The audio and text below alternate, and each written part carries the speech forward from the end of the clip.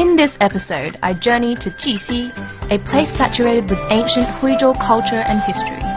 Come with me as I walk in the footsteps of a famed philosopher, through fields of yellow, into villages offering everything from smelly snacks to dancing grannies, and even down the aisle at my very own wedding.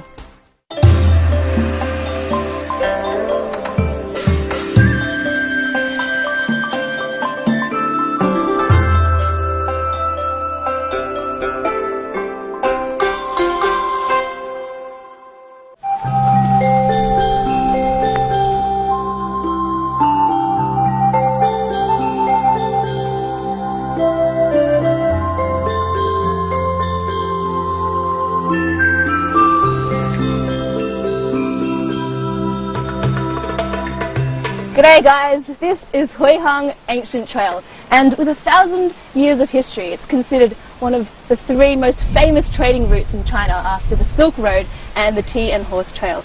Now I'm going to be following the footsteps of some famous Anhui people like Hu Shih. You may have heard of him before, and this is the way they would have taken to go and see the rest of the world. This is where our journey in Jixi County begins. Jixi comes under the jurisdiction of Xuancheng City, which is located in Anhui Province in eastern China. It even has its very own high-speed railway station with a direct link to Beijing. And once you hop off the train, an extra half-hour drive northwest from the station will get you to Huihang Ancient Trail, where you can stretch your legs and meet locals along the way. 你好，采茶叶。采茶叶，买点价，茶叶。哦，我先来看看一下。哦，是。今天早上几点来采的？7点多。Oh God, that's 5 hours of picking. All right, got myself some cold tea. Better than Lipton, I bet.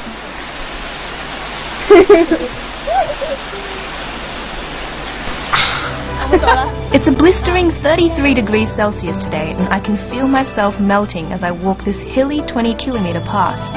In ancient times, it would have been much more grueling for the merchants carrying their wares, but at least it's easy on the eye. These days, it's paved and dotted with rest stops, making it popular among hikers. 53 bottles of beer on the wall, 53 bottles of beer. You take one down and pass it around. 52 bottles of beer on the wall, 52 bottles of beer on the wall, 52 bottles of beer. Man, I could really do with a beer right now.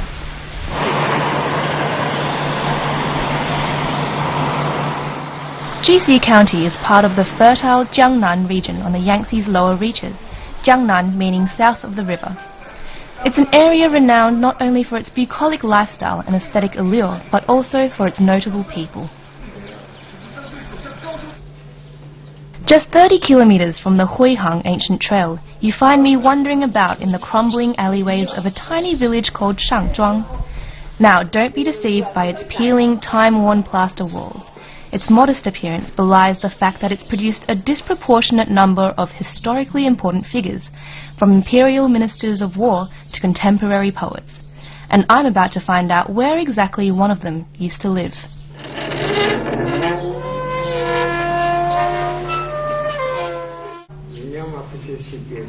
This spacious compound, tucked away amongst other old residences, was once home to the internationally famed scholar Hu Shih. He lived here at the turn of the 20th century, before he embarked on his very long list of achievements. I peek into every dusty room and learn some mind-boggling things about this brilliant man. Hu Shih was arguably one of China's greatest thinkers. He was a philosopher, an essayist, a diplomat, and this is actually where he spent most of his childhood. And as a child, he had mastered 1,000 Chinese characters by age 4, and I still have trouble with 26 English letters. So he was quite a bit of a genius and ended up with 36 PhD degrees. Now, his greatest contribution to society was actually his support for the new literature movement, which aimed to replace scholarly literary Chinese with that of the vernacular spoken language, which actually made Chinese a lot easier to read and therefore increased literacy in all of the country.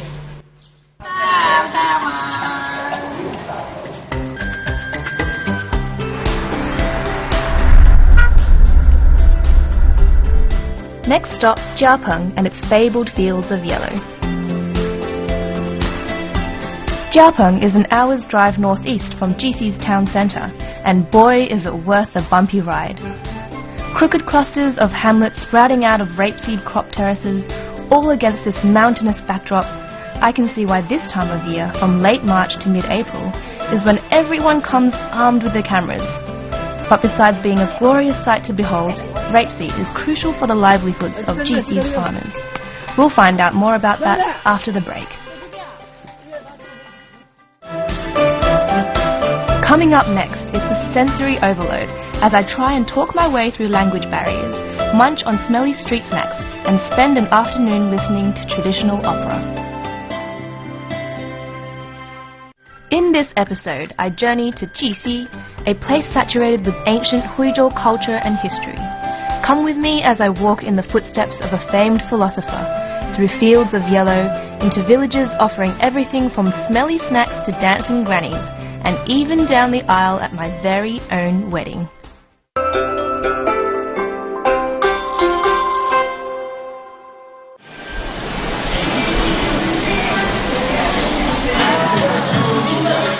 The village of Kantou in Jixi's county's northeast is where it's all happening today. I follow my ears into what looks like an old public hall. The place is pulsing with colour and sound and the palpable enthusiasm of people, old and young. It turns out that I'm in an ancestral hall that has been transformed this afternoon into a theatre, and the performers are busy preparing to entertain.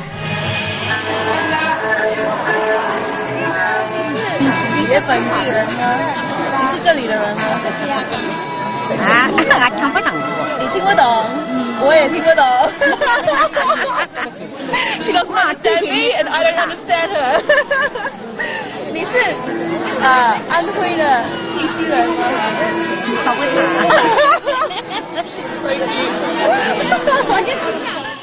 Never mind, like this little one, I should just let the music do the talking.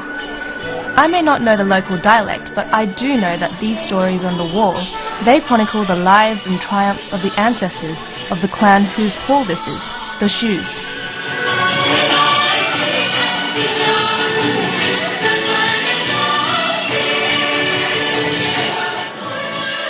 What's she got there?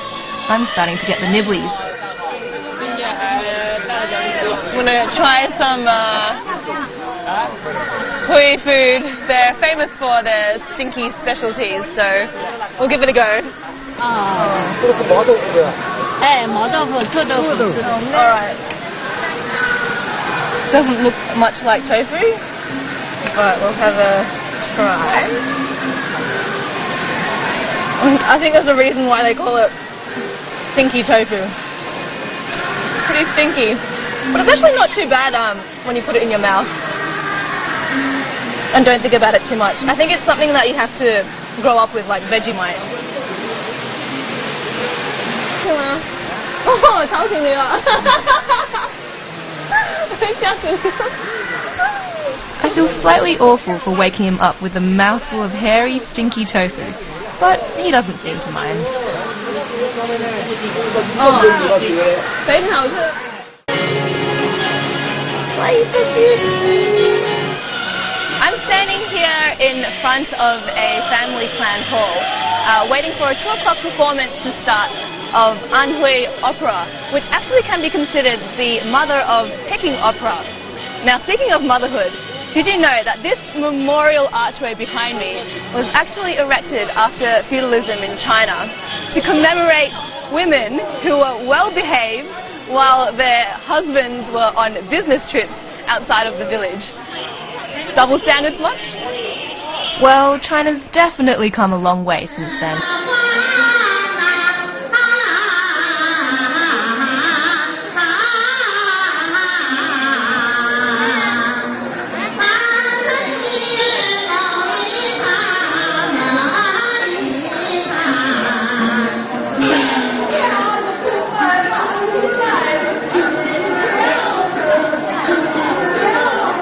Inside the hall, the community stage productions are a hit, especially with the older generation, and the younger one too.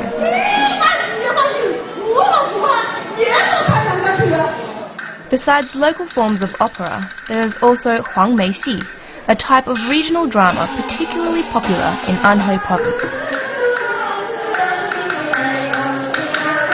I've never really watched this sort of thing live before, and it's tickled my curiosity. I wonder if I can have a peek backstage. I've just come into the makeup room of these performers, and look at them, they're all dressed up like, look at the intricate costuming and the face makeup. 你的这个化妆你要用了多少时间呢？我有1个多小时。 Whoa! So it took them more than 1 hour to put the makeup on. 你们是表演什么呢？我们会飞醉酒。会飞醉酒。会飞醉酒。My Chinese is terrible. 会飞醉酒。Ancient China with my hands covered. Good? Thank you. Thank you.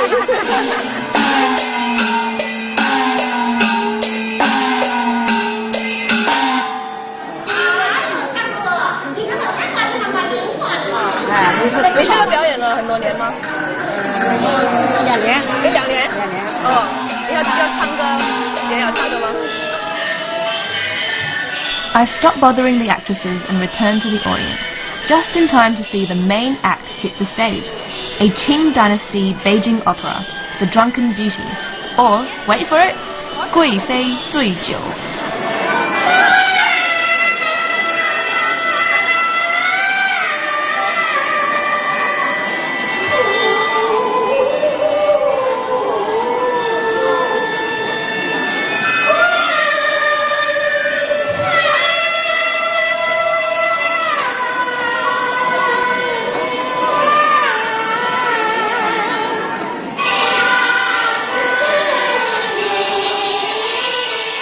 Many of its stylistic elements echo its Hui opera predecessor, and though the words are incomprehensible to me, the music and acting speak for themselves. I can conjure the vivid, luxuriant splendor of Jixi's agrarian landscapes in my mind, and suddenly everything makes simple, perfect sense.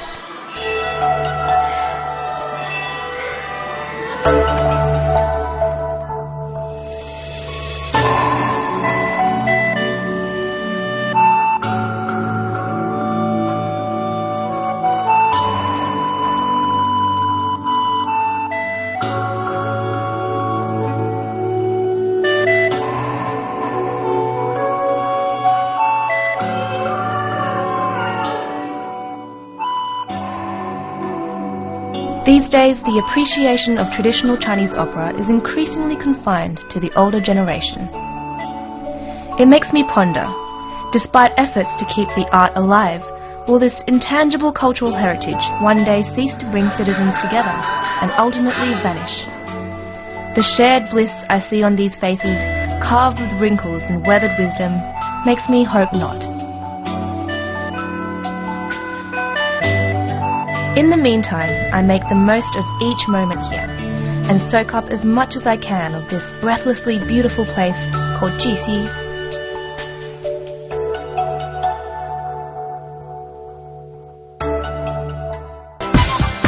Coming up next, I find out how those endless fields of yellow flowers become an edible type of oil, watch chefs cook up a Hui-style storm, and attend my first Chinese wedding as the bride.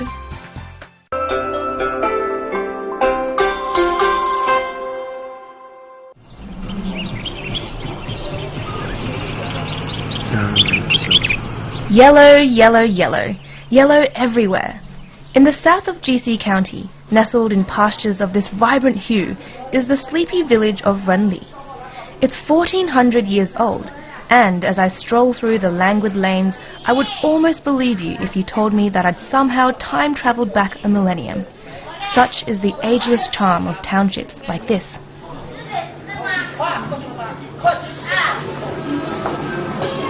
I've been walking around this little tiny village called Ren Li, and actually this is the main street of the village, and it's also a tourist attraction.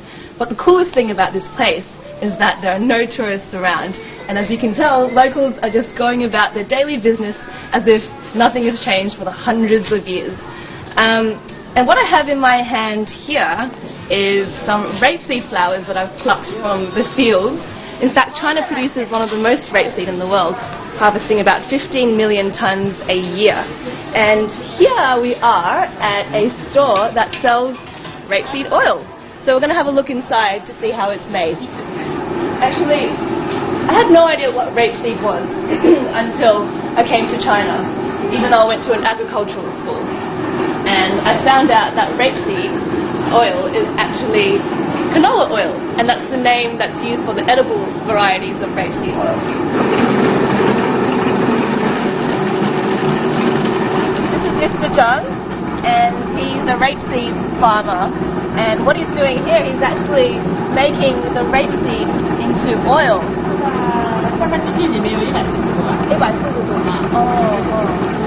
Oh, okay.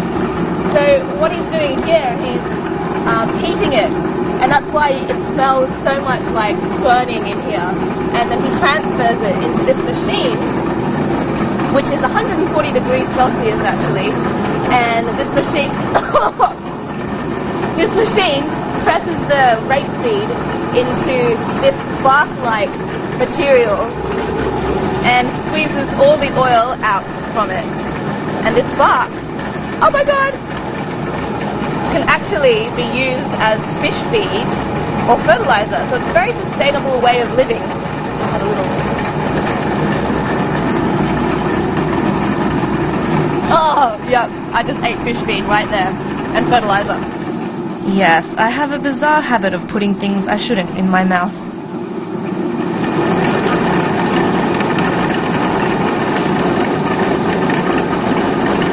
And what happens after the production is that the sediment settles, and then they can collect the oil and put them into these enormous tubs and then fill them up for sale.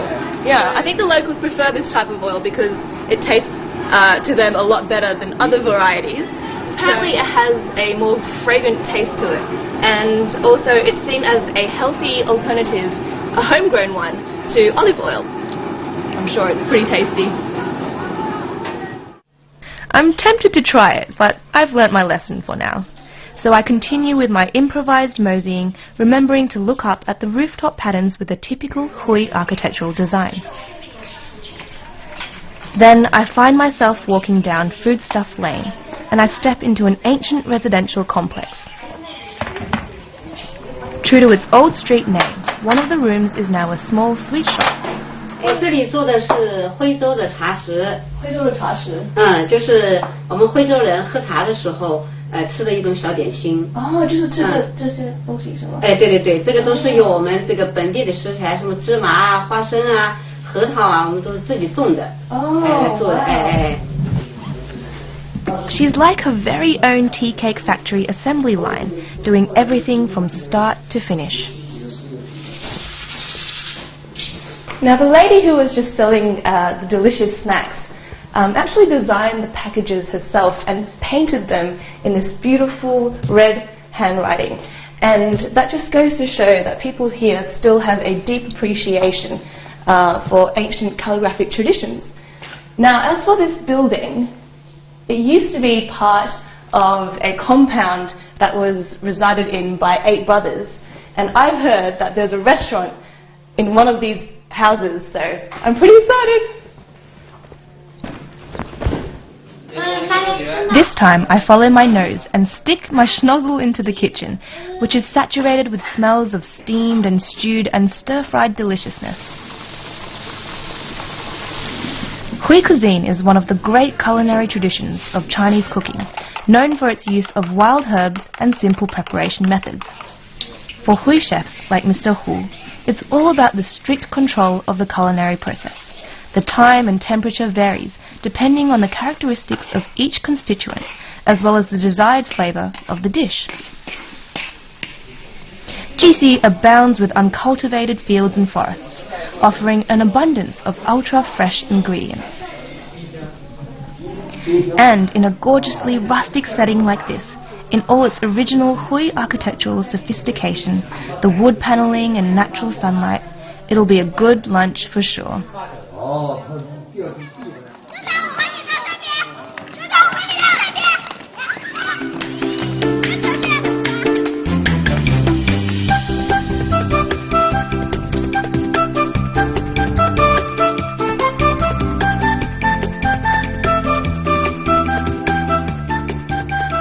deliriously full, I waddle on through the narrow, tattered passageways of Ren Li village, peeking into the day-to-day lives of the locals. Then I stumble across a dank enclosure suffused with a sharp, pungent odour. Inside, I meet a 75-year-old ink master who's been doing what he's doing for more than half a century. Very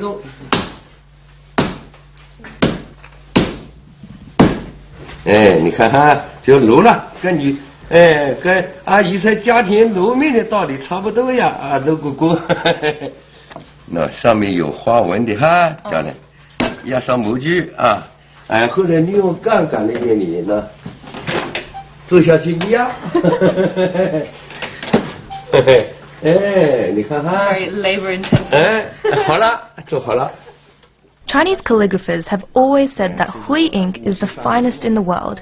Mr. Cheng is making it using traditional techniques, but he's happy for visitors to lend a hand. 迷失了吧？你看，多漂亮呀！名堂叫竹节末节节高呀，代代高，一代比一代高呀。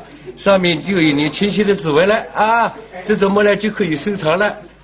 等到你头发白的时候，你的儿子、孙子看到你这个墨，嘿嘿，就是我爷爷亲自制的墨呀，上面我爷爷的指纹，就是我的全家宝，对不对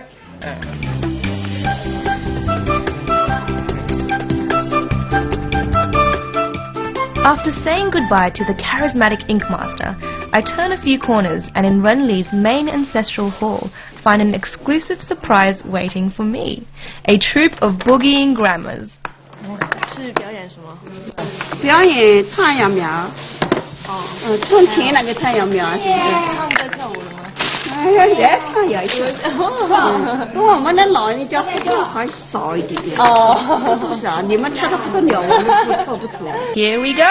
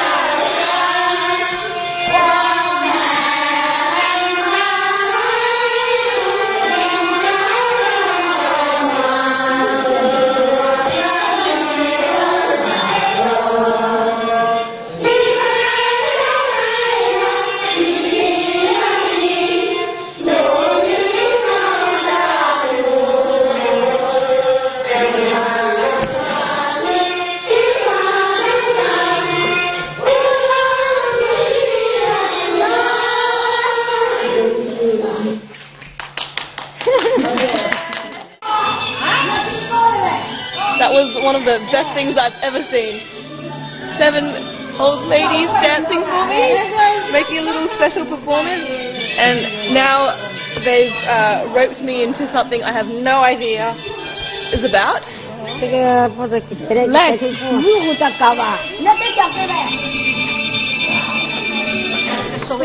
am I getting myself into? Oh my god, are they going to make me dance? Oh,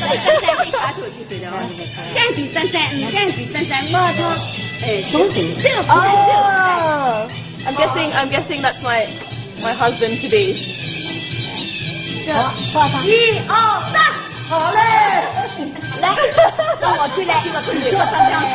What do you know? This 85-year-old principal dancer is also an amazing wedding planner / celebrant. Oh my god! Oh yeah!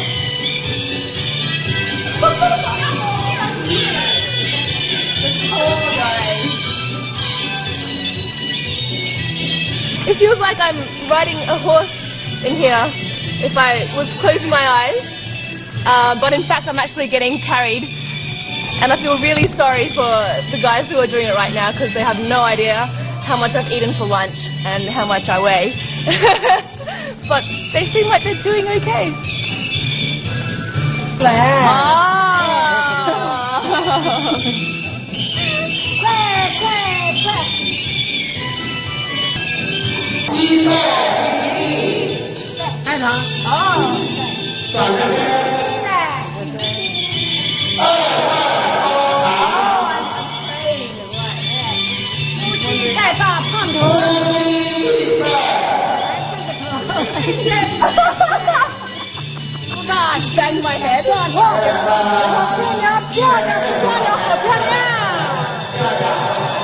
obvious I missed the rehearsals, and our witnesses aren't too thrilled about the unorthodox nuptials either. So I had no idea I was going to come to Anhui and be married off to a Chinese grandmother. She was one of the performers on stage, and they gave me a special dance routine and singing routine.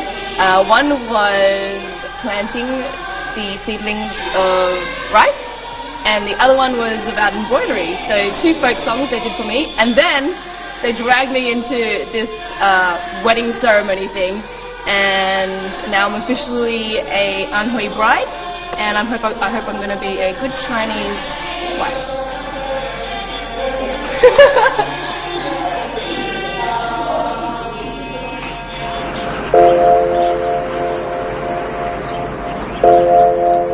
Downtown Jixi is, of course, much more populated and urbanized than the villages dotted around it. And yet, with its picturesque surroundings, its architectural elegance and quiet lifestyle, there remains a ubiquitous air of raw, rustic magic, just like in Shangzhuang, Kantou, and Ren Li. Here, south of the Yangtze, history and culture run strong and deep. While chatting to the locals and poking around, I sense a profound peace and sincerity, even in the middle of their daily chores. This lady's washing machine is too small for winter coats, and this one has walked hours here to collect fertilizer from a public fish pond for her crops. Who knows, perhaps their child or grandchild will be the next Hu Shih, and someday people will be following in their footsteps too. My name's Jui. Thanks for coming along with Travelogue. But we're not quite done here yet in Jixi County. In fact, we're only halfway through. Join me again next week for the second of 2 episodes on my Jixi journey. See you then!